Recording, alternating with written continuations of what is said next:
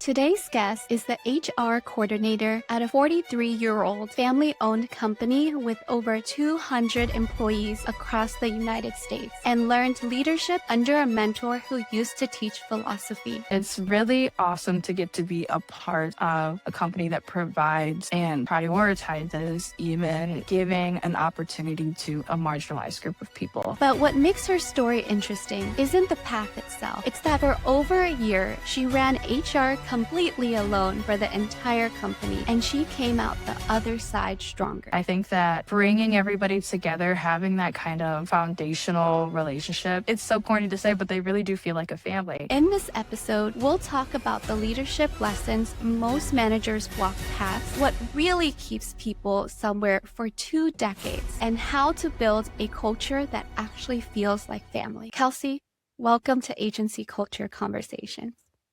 Oh, thank you so much for having me. It is such a pleasure to be here today. The pleasure is all ours. Thank you so much for being here with us. Kelsey, I want to dive and start with your story. People come into HR through a lot of different doors, and I'm curious about your career and how it actually unfolded. Before you had HR in your title, what shaped the way you think about people and leadership? Absolutely.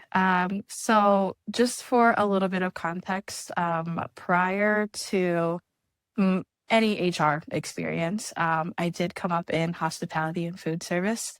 Started when I was 15. I think I was a hostess. I used to work with my mom, actually. And she was very passionate about getting me into the workforce very young. So I worked with her for a while. And right around COVID, I think is when something really shifted for me. So after COVID, I decided that I would like to pursue management within the hospitality industry. So from there, I worked at the Kimpton Schofield Hotel. It's in downtown Cleveland. It's a really nice place. If you ever come visit, highly recommend staying there. But that being said, that was kind of where I feel like I grew up, and I grew into my management. I grew into my leadership experience. I would say that working so closely with so many different kinds of people, people that are coming to you from all walks of life for celebratory reasons, for kind of unfortunate, morose reasons. For me, what shaped, I think, a really big part of my leadership style, and it's honestly a core of what I want to do, is to provide a really good experience for people. And so that's where that's the foundation of everything that I think that I'm working towards, is to just make sure that when people see me, that they know that they're going to be taken care of. I really like that. And I think that is really wonderful that you said that you just want to take care of other people, because a lot of HR is taking care of your team. So Very much so. Absolutely. yeah. So Kelsey, I wanted to ask you, so a lot of how we are shaped is by our mentors, and most leaders can point to one person who saw something in them before they even saw it in themselves. So I'm curious if there was a moment or a person like that for you, and what they taught you about leadership that you still use today. Absolutely. There's 100% one person that specifically comes to mind. And he is going to be so excited when he finds out that I got to talk about him on this episode. His name is Alex. He was the assistant general manager at the Kimpton Schofield. So I, at the time, I was just learning how to bartend. I was working my way up from being a server. I worked day shifts. And Alex was really unique. He was a really unique mentor to me, specifically because he would never let you forget it. And I made fun of him for it all the time, but he has a master's in philosophy. And so he really did just genuinely have a unique way of leading people and managing his teams. And I will never forget this. I was finishing out a shift. I worked day shift. He usually came in and he usually worked nights. And I was sitting in the office with him, and, we were doing our checkout. He was getting me my money from my shift. And he looks at me and he goes, "Do you really want to do this forever?" And I go, "I don't know. I'm okay with it for right now, right? I haven't really thought about it too hard." And he goes, "I'm gonna make you a manager one day. That's the path that I see you on."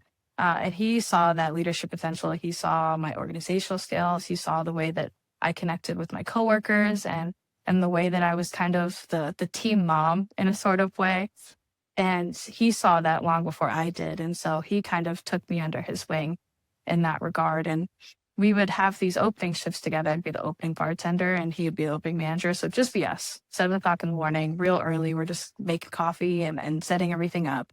And because of his unique mindset, and I think the lessons that he learned being a philosophy major and just all of that entails his unique perspective on the world and how people connect with other people. I think what he's really given me in the long run was keeping empathy and understanding at the core of my leadership. He always saw the humanity in somebody first. He never saw anybody as a cog in a machine or a means to an end or a way to get more sales. Everything to him was about the human and the soul that was inside. And so I really try to take that with me when I lead my teams.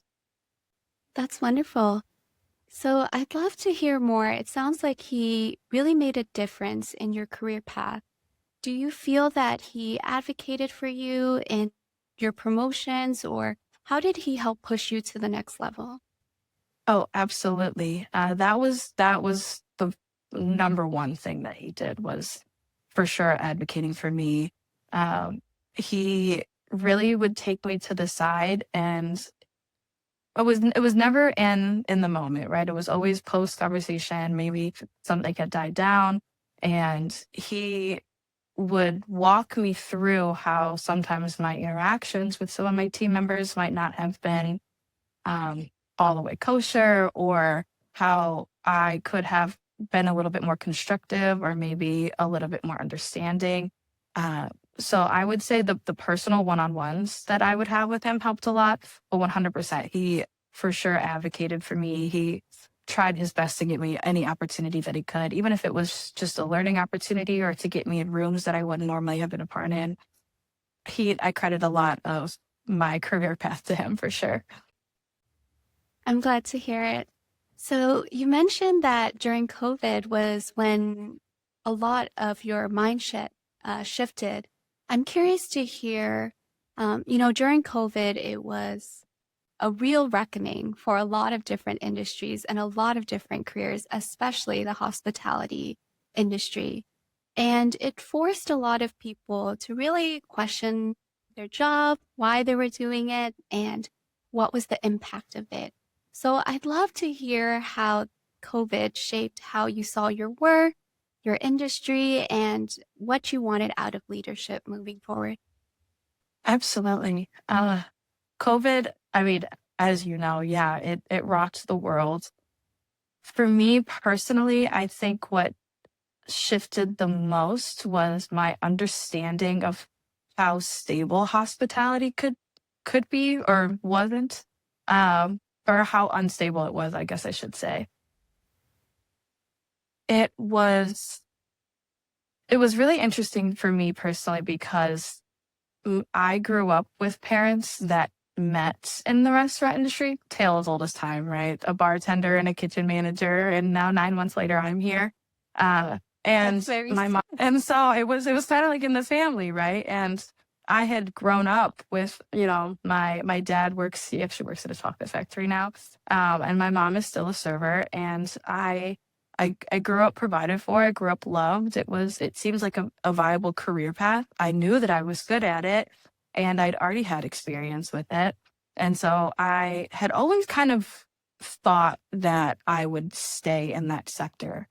What shifted for me personally with COVID was that first moment when all the restaurants shut down and the really early weeks when we didn't know if anything was going to open again, and we didn't know how we were going to make money. Unemployment hadn't really been sorted out. All of a sudden, I was looking at what felt like my future disintegrating in front of my face, and so it was a huge wake up call. And I had already kind of been teasing stepping into management before then, but I think what also pushed it over the edge for me was during such a time of instability, of so much fear, of so much uncertainty, the way that my leaders had shown up for me in communicating updates and making sure that we were heard and understood and advocating for us to be supported at the time, I I really cherished that, and I would love the opportunity to get to be that for people. And so I getting to lead others through uncertainty, through instability, that is really meaningful to me. Yes, so Kelsey, you gave me the perfect transition. So I actually want to dive into your current role. Yeah, so I'm curious what HR looked like in the early days at the company, because those are usually the moments when these HR roles get tested the most, in ways that the job description really didn't warn you about. And so walk me through what those first few months were really like for you and what struggles you encountered through those months. Oh gosh, it was scary.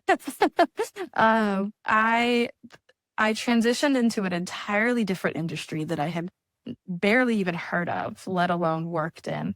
The company that I work for now works in direct marketing via mail. And I say mail, and people say like snail mail. Yes, in fact, snail mail. And so, because it was so unique and so niche, just the operational standpoint alone was really scary. I also had a unique kind of come up story within the company as well. I started the company just over 2 years ago, beginning of January 2024. I got hired onto an HR team of two. I started as the HR assistant, reporting to the HR manager at the time. And about 8 weeks later, she submitted her resignation. And then there was one. And so I got 8 weeks of training and kind of onboarding with her. And then it was, for lack of a better term at the moment, thrown to the wolves. Um, so those first few months were absolutely scary. I mean, there were absolutely times that I felt like I had signed up for too much or I was in over my head. I like to think of myself as a very resilient person and maybe a little bit fearless. So I really did just kind of take it all on a piece and part at a time. But I think what really, really helped me in those first couple months was because of the longevity of the company itself, because of how tenured some of the employees are, was just going around and building trust by building connections. At the time, my office was on the production floor, and so I was the primary point of contact for any and all HR related questions. And everybody has an HR related question at one point or another, right?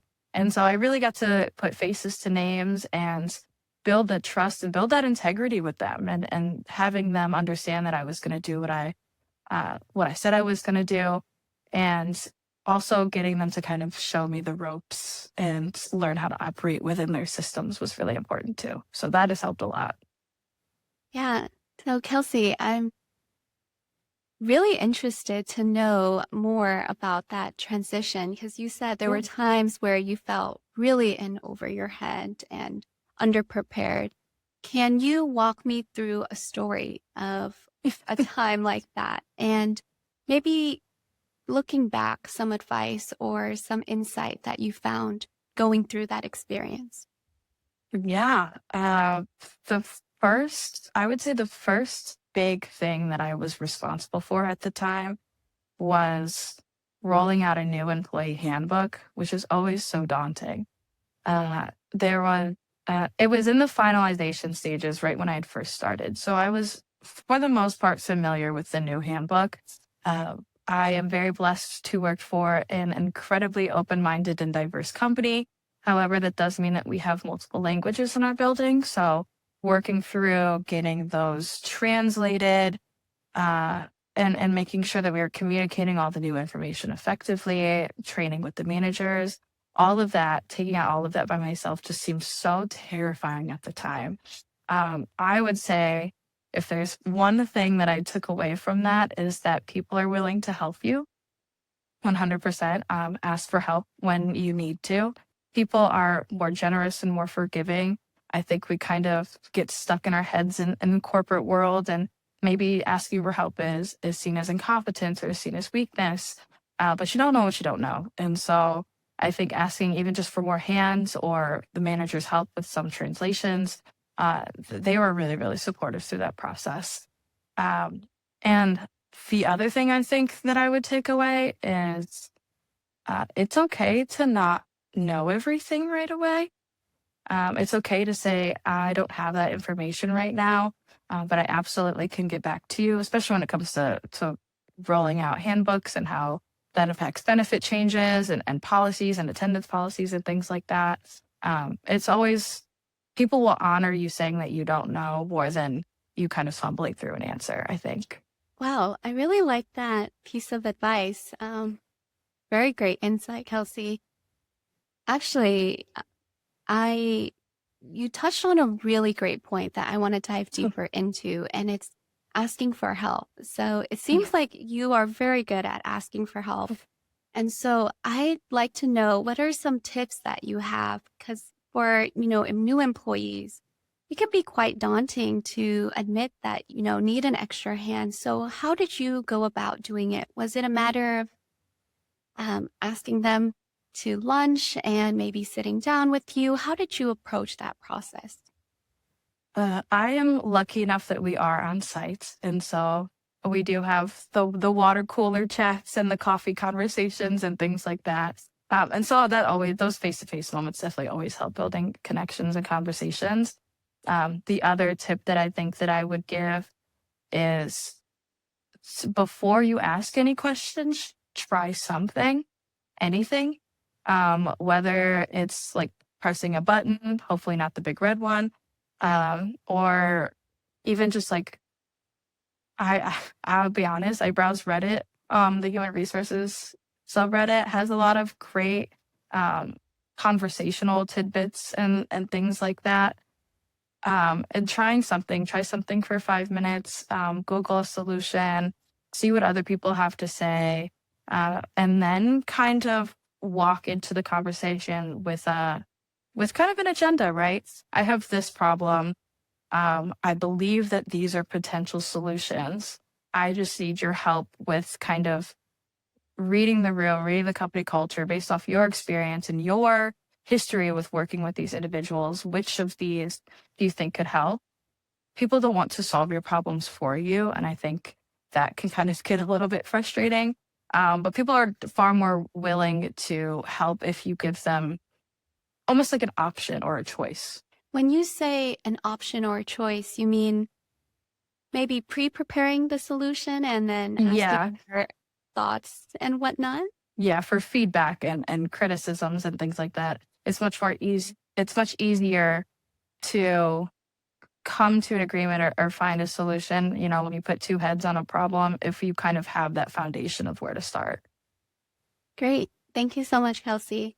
I'd like to move on and talk about your direct report, your first direct report. So I know you had started off with the company, and then the last HR manager, she left. And so now you have brought on your first direct report, and someone especially fresh out of college. So you really have a chance to shape how they see leadership. I'm curious, given your strong history and your background and your mentor in philosophy, what do you actively try to do for her? What type of mentor are you trying to be for her? And through that, what did you learn about leadership and yourself? That's a great question. My direct report, I'm very, very lucky to say she is an amazing person. Her name is Danielle. She started, she was fresh out of college. She actually was still in college when I hired her. She had one in-person class on Mondays, so she worked four days a week for the first month, and then she graduated. And I would say that I'm very lucky to work with somebody that has such a positive attitude and such a willingness to learn. As for what I actively do to try to support her, I'm a very firm believer as in do unto others as you wish done unto you, right? It's such a simple rule, but I think sometimes leaders really forget what that means.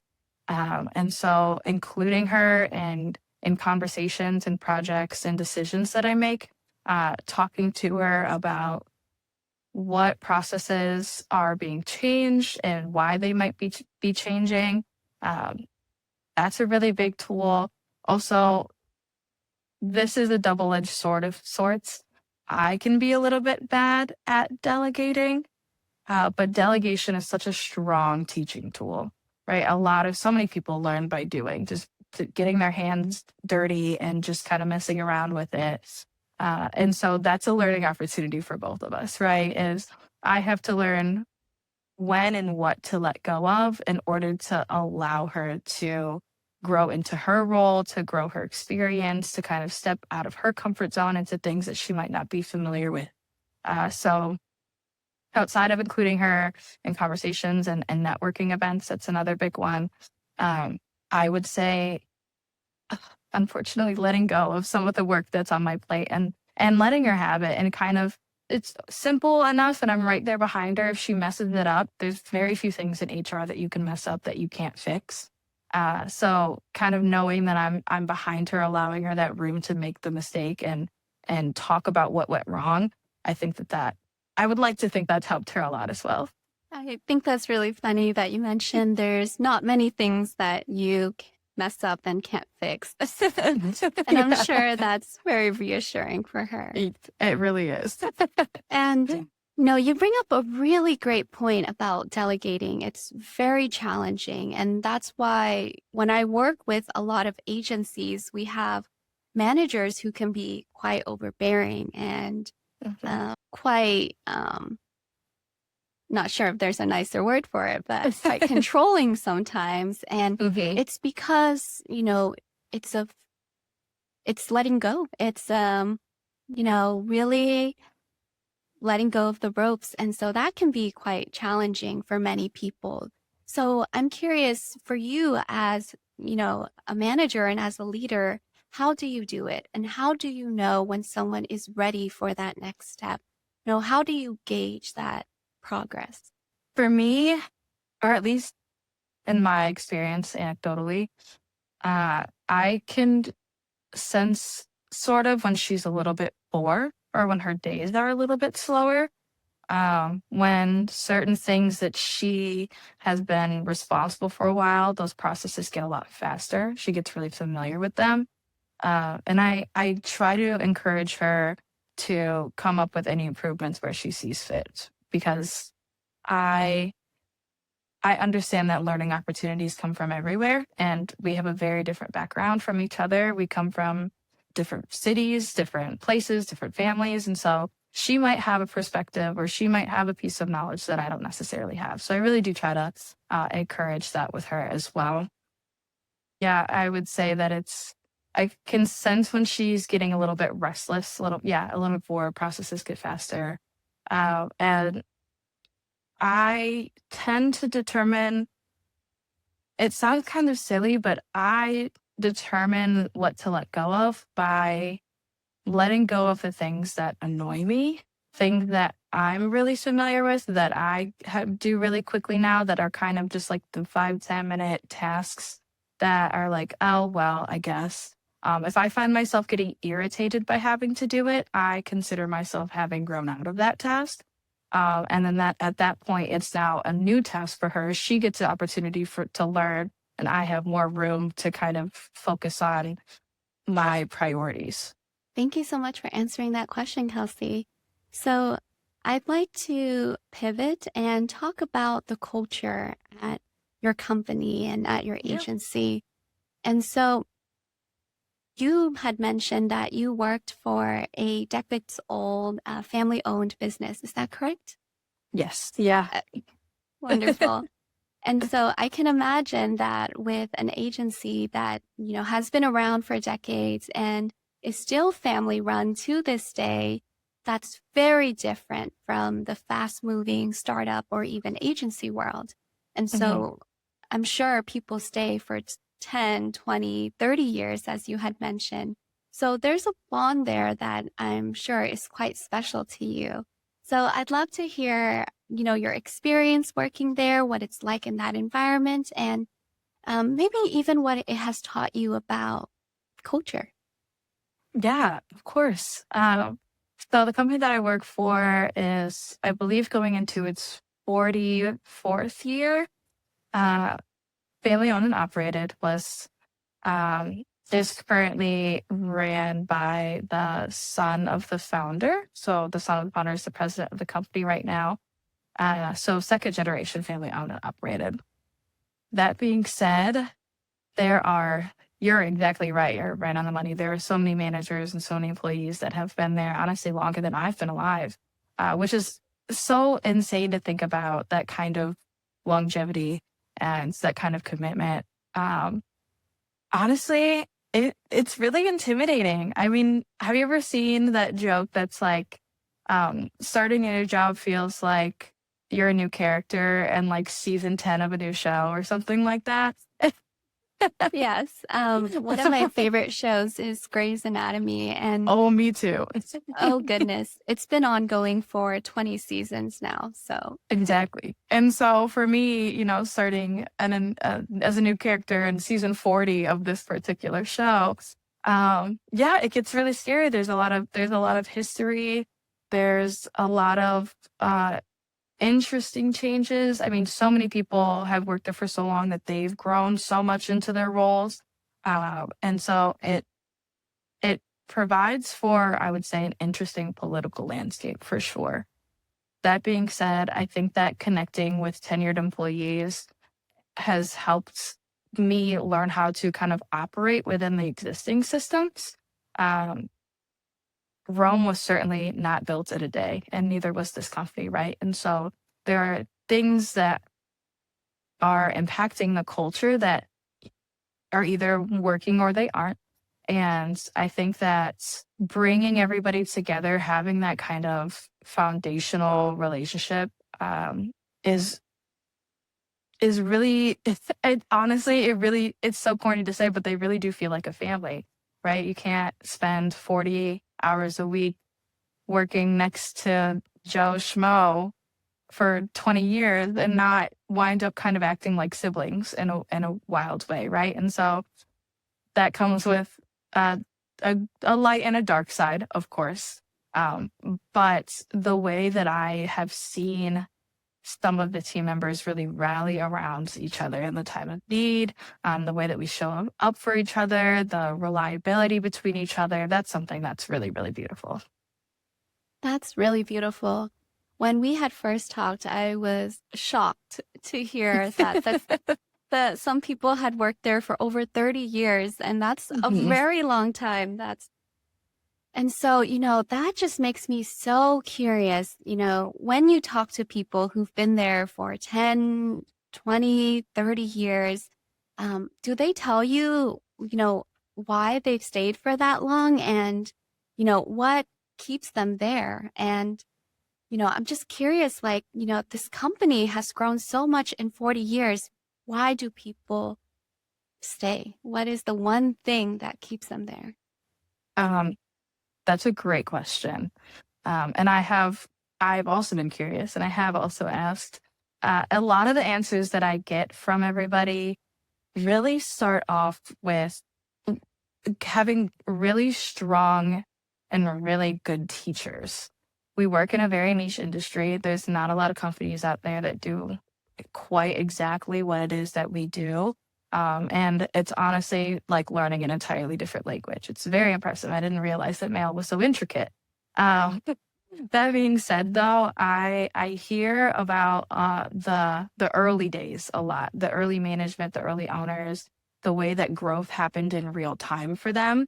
They started with a baby company with maybe 3 or 4 machines to operate and a handful of employees, and the mail flowed in, and the growth happened in real time. And so, having respectable, strong leadership, having the ability in the room to make mistakes as they're developing, having the coaching be there. That's the first answer that I get. the second answer that I get is genuinely there is so much love amongst the team. People really do care about each other.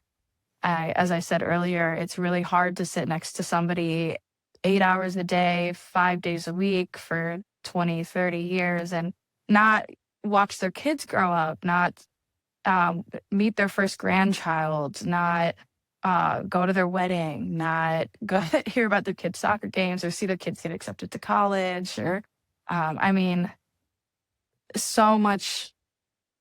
I said the growth happened in real time, but that also applies to people's personal lives as well. And so they're really stuck like glue. It's really cool to see. Wow, that's really wonderful. I think it's just such a refreshing take from, a lot of the discourse that I hear about nowadays online, which is going to work and separating work from your personal Mhm. life. And that Mhm. is a discourse I hear about a lot. Just coming to work, doing what you have to do, and then coming home and separating it. And so I'm curious what your thoughts are about that because you work at an environment that is 180, different from that.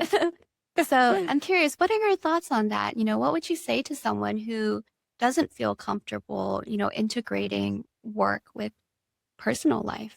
In addition to hearing that part of the discourse, I always see this other side of the coin where people feel like work is really performative for them, where they feel like they go in and they kind of have to like stuff their personality down. They're not allowed to make friends and they can't talk about their hobbies and things like that.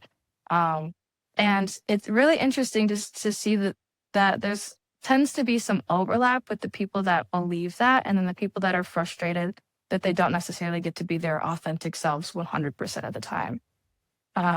Again, I am very lucky to be in a place where my authenticity is celebrated and encouraged, and I really think that that contributes a lot to the growth. I think we spend a lot of our lives at work, and we all know this to be true. Life is much, much easier, and your work life is much, much easier when you get to surround yourself with people that you genuinely enjoy and you get to work on something that you're actually passionate about.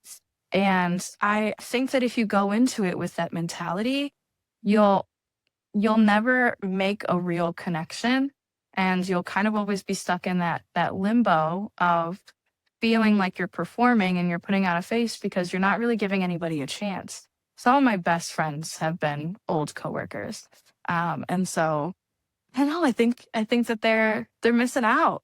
Yeah, that's a really interesting take. And I'm glad we have you here to talk about that because I think your experience is very different from a lot of what people are saying nowadays with online work and, remote work, detaching yourself from the work experience. So it's really refreshing to hear you take, a different perspective.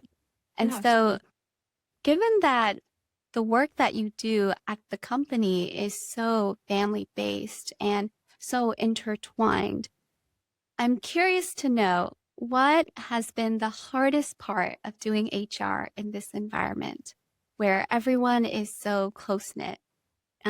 Is there any particular challenges that you've come across? I would say that's a great question. And it seems like a silly answer because I think that change is hard everywhere, but I would say probably change. Um, and for what it's worth, I feel like certain technological booms have happened at what feels like lightning speed lately. And so I'm running to keep up like everybody else is, you know? Uh, but I think that walking through impacts and the why behind things is really important for that. And I think that including feedback into developing processes. A really good example I can think of right now is working on a time and attendance policy. We were working on like an attendant point system, and so I had through I'd pulled old policies, I'd pulled policies from other companies, I'd pulled policies from HR resources and Frankensteined them together so that it could fit what we needed. And then before you do anything else, you have a meeting with everybody and you say, hey, this is what we're thinking about implementing. These are the tools that we would like to utilize. How do we feel about tracking it this way? How do we feel about getting notified this way? How involved do you need HR to be in these processes? And you work off that feedback. That helps a lot when people feel like they get to be a part of the change, I would say.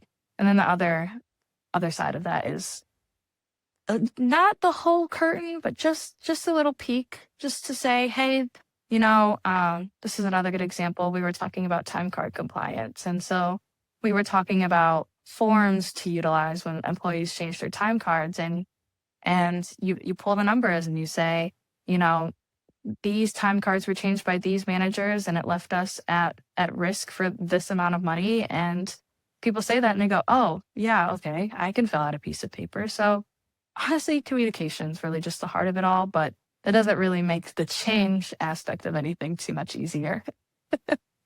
Yeah, I think it's safe to say that no one really likes change, and change is Right. hard for everyone. Yeah. So, Kelsey, I want to dive deeper and actually transition to talking about, your insights and all of the wonderful things that you've learned.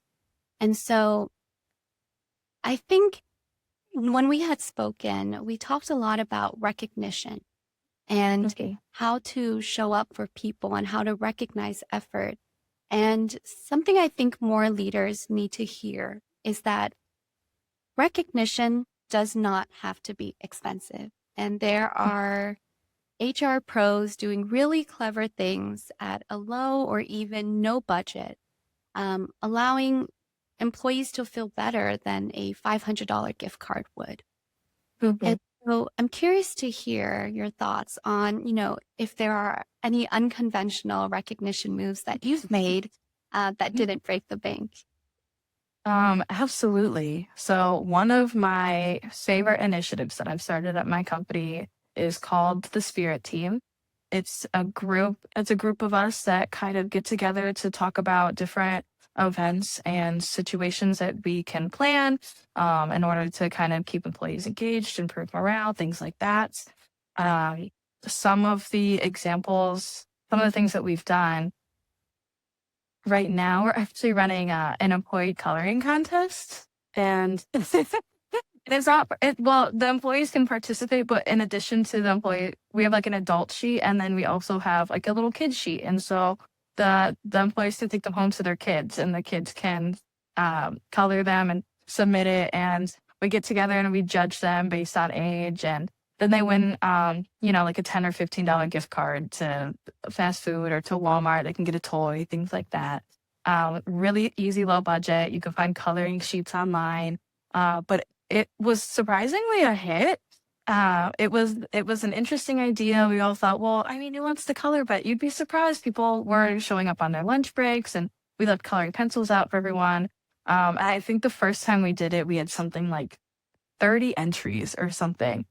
So it was really, really cool to see and having everybody be engaged. And then, we hang them all up on the wall afterwards. And so it's really cool to kind of get that bond. Oh, so-and-so's daughter did that one. She's really talented. I wonder how old she is. Oh, I didn't even know that they had a kid or somebody had their niece do it. It's really cool. And so we leave them up. Another really cool initiative that we do is we actually have a vendor contract. It's just a company that we buy like regular run-of-the-mill supplies from, right? Part of that contract is if we spend over a certain dollar amount, we will get a freebie of some sort. We've gotten all sorts of things in the past.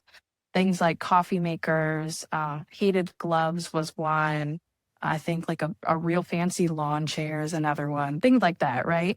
And we, instead of, the manager that orders it gets it, we've actually pulled them aside and we've hosted events where we've either had those freebies be the prize.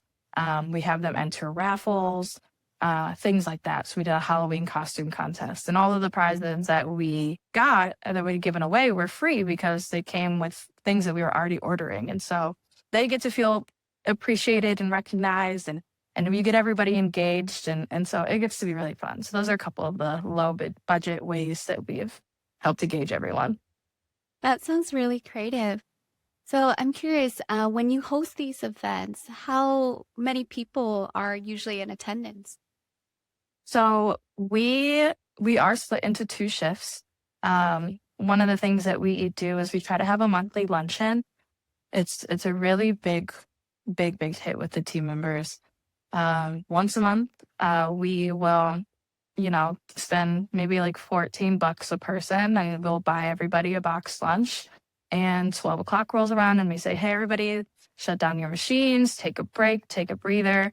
And then we get everybody in one big room and we all sit down and we have lunch together. It's really, really awesome because we have a larger company that's a little bit spread out. So there are times where sometimes I haven't seen Mary in 3 weeks since the last luncheon, right? She's all the way over on the other side of the building. And so you kind of have that connection and that camaraderie.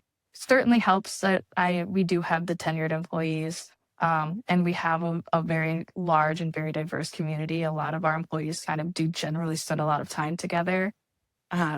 But those moments where it's my favorite thing, right? So it's the end of the line. Everybody has their food. They got their pop. They sat down. Usually I'm in the back and I just get to look. I just get to see everybody from all the departments sitting down and eating a meal together. And it really is just a really awesome moment of community. That sounds so heartwarming. And I'm sure just to take that in and see that you are primarily the person who is in charge of this culture, it must feel so amazing. It Um, was very rewarding. yeah, and so that actually brings me to a thought. And that thought is, have you had people who are not as easy to get involved? Are there people that you have to work harder to kind of get them to buy into this community? And how do you get people to buy into this community and to really participate and be part of this family that you've cultivated? A lot of it is based around our core values. You're always gonna kind of have like your growth in the corner. Um, I find that the ways that I connect with those people, it sounds silly, but assign them tasks, right? I have a manager that's he's not unfriendly. He's just a very like dry, unhumorous kind of guy. Um, and he it's really funny because the the luncheons kind of happen near him, and so I usually get him involved by asking him to like help me set up. Can you page everybody to come eat? Can you help me pass out the lunch boxes? And it kind of gets him to stop and appreciate the moment sometimes too. Um, so that's how I get those ones specifically involved. Other employees that I have that are frustrated, I I tend to connect with them a little bit more one-on-one. I'm somewhat, and I'm sure most HR people can relate to this, I'm somewhat of the company therapist. I have a fuzzy round like lounge chair in my office that has been designated the therapy chair. And so people will message me and say, hey, is the chair open? Like, I need to come talk. And so I really do try to cultivate that open door conversational environment. And so those ones, they do get a little bit more attention from me. They get a little bit more one-on-one. And I think because I see them and I treat them kindly and I treat them with respect and I hear them, if I ask them a lot of times, I'm like, hey, like, well, you want to have a free lunch? I know you do. Just someone come sit down. You don't have to be buddy buddy with everybody. You don't even have to stay the whole time. Just eat a sandwich, say hi, how are you doing? And then like go back to your machine if you want. And a lot of times, they get wrapped up in the moment and I see them talking and laughing and smiling with everybody else too. Yeah, once they sit down and start having that conversation, it's pretty hard It to get. flows. Yeah, that Sounds really wonderful. And actually, I'd love to ask you more about that therapy chair. Um, so, it sounds like you're almost doing, dual role here where you are taking care of the company, making sure that they adhere to their values, their policies, making sure that the company is doing right by the employees. And you're also at the same time taking care of the employees mentally. So how is that like? It seems like you said you're kind of the mom of the company, so I'd love to hear your experience with that. And how do you make sure and check up on people? Um, I mean, it's again, it's the foundation of everything that I do. It really, at the end of the day, most people really just want to be seen and heard and understood. And a lot of times, for one, I'm very used to this. Bartenders are also part-time therapists, if you didn't already know. But a lot of times, what I have noticed is that people's grievances or people's small ventings give me the opportunity for real impact, right? If I can kind of read between the lines um, of certain things that they have issues with, a lot of one of the things were that sometimes they feel that their managers don't necessarily give them enough recognition or acknowledge them. They don't get a thank you very often. And so that's what the spirit team is for, is we were doing giveaways of sports tickets. Basically, their manager could like nominate them for doing something good that week, and they got entered into a raffle to win tickets to a specific sports game. And that, I think, the the carrying the emotional weights of the team a lot of times, like how they're feeling, what they're talking to me about, I do have the ability to either adjust something or look into something. It's just a matter of kind of finding the root of what they're talking about, right? Yeah, so that's really interesting, kind of using therapy time as a way to address the root cause of their Mhm. issue. So I'm sure people tell you all types of things on that couch. So I'm curious, have you ever had a time where you had to take action? Maybe you had to talk to their manager or even take a more extreme measure. Is that, something that you sometimes encounter? It is. I also find a lot of times if I disagree with what they're venting about, or maybe, they're telling the story from a certain perspective, and I go, well, maybe had you thought about it this way, or have you considered this alternate perspective? Um, I do find that some venting sessions turn into coaching moments, sometimes about attitude or conduct. Uh, I feel comfortable enough, I think, addressing those in the moment before any true disciplinary actions have to occur. I also am very thankful that at least presently, a lot of times people will come to me and like yell or complain before they react, which is always it's always ideal, right? And so those are kind of when I get those opportunities to say, well, maybe if we had considered it from this alternate perspective, you could understand why you might not agree with the way that they are leading in this moment, or what the priorities were at this time. People react really well to being provided a little bit of clarity, I think. Thank you so much for answering that question, Kelsey. So I want to talk about something that I think is truly unique to your work and your company. So, for most companies, hiring is usually framed as transactional. You've got a role, you find a person. But there are workplaces like yours that treat hiring as community building, especially for people who are new to a city, new to a country, or new to an industry, such as your direct report, or sorry, as the person Mhm. who is directly reporting to you. So, what does that look like in your culture, and what does that do for retention and the team culture? Absolutely. I love getting to talk about this. This is one of my favorite things that we do. So we have a couple immigration services in our area. Essentially, what they do is they work with people that recently immigrated to the United States, help them get set up with, the proper paperwork, housing, employment, resources, things of that nature. So we directly work with a couple of those agencies, and so we have right now, I believe, 7 languages in our building. And so on one side of that coin, it's a beautiful thing because the way that the world's turning right now and in today's like current climate, it's really awesome to get to be a part of a company that provides and prioritizes even giving an opportunity to a marginalized group of people. That is something that's very close to my heart and is very important. And it's something that I will talk about to the cows come home.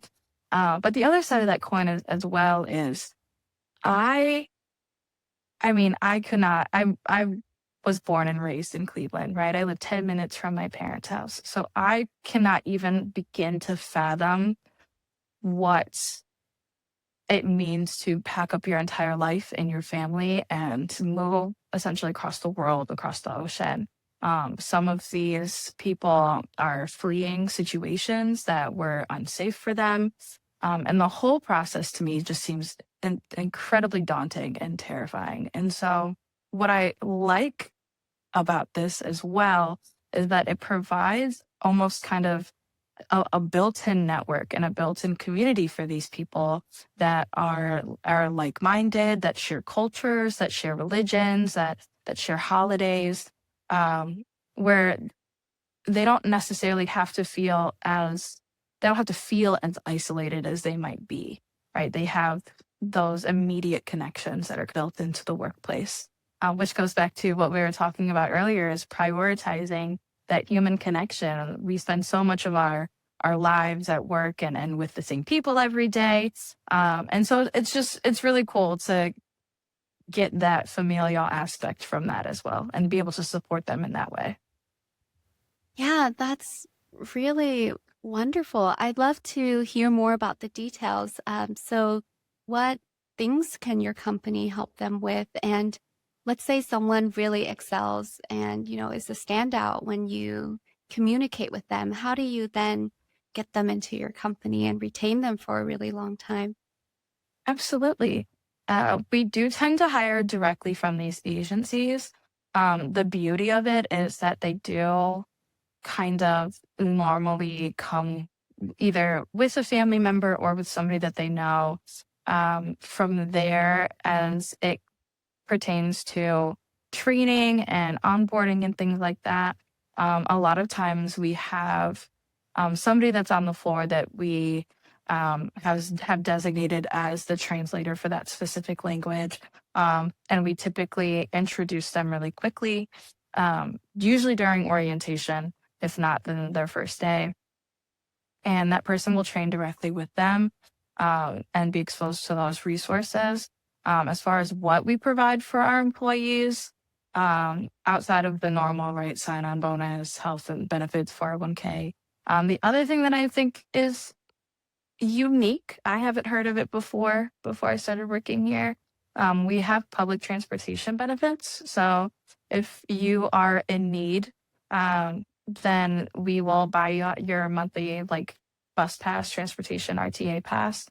Um, and that has been it's really interesting because at the end of the day, right, it's because they want them to be able to get to work, but the ways that they are able to utilize them in their everyday lives, being able to go grocery shopping, being able to see family, not necessarily having to worry so much about childcare and because of transportation and things like that, having that kind of stability. We have a lot of employees that live really close by. So uh, that was that's that heart of making sure that they're taken care of, that they have everything that they could need is is what we do at the heart of it. Yeah, so I think that really brings me to think about this quote I once heard, which is that if you take care of your employees, they'll take care of your customers. Mm, So yeah. do you find that to be true? Is that something that also resonates with you? I I would say yes, because it's at least with my current company, it's not necessarily even buying into the service that we provide or uh, like the products that we sell. It's about like buying into the business and the foundational family behind it. And so I don't think a lot of our employees view it as, oh, I want to take care of the customers as much as they have cared about me and this is their business. And so I care about them in return. Um, and I care about doing a good job. I care about making sure that they're taken care of. It really does kind of come back around like that. Yeah. Yeah, I love that. So more so this company is good to me, so I want to be good back. Yeah, absolutely. Wonderful. Wonderful. So, Kelsey, unfortunately, our time is coming to a close. I would like to ask you one final question for our listeners and to leave them with some food for thought. So, looking back on your early leadership years, what mistake would you refuse to repeat? That's a hard one, but it's a great one.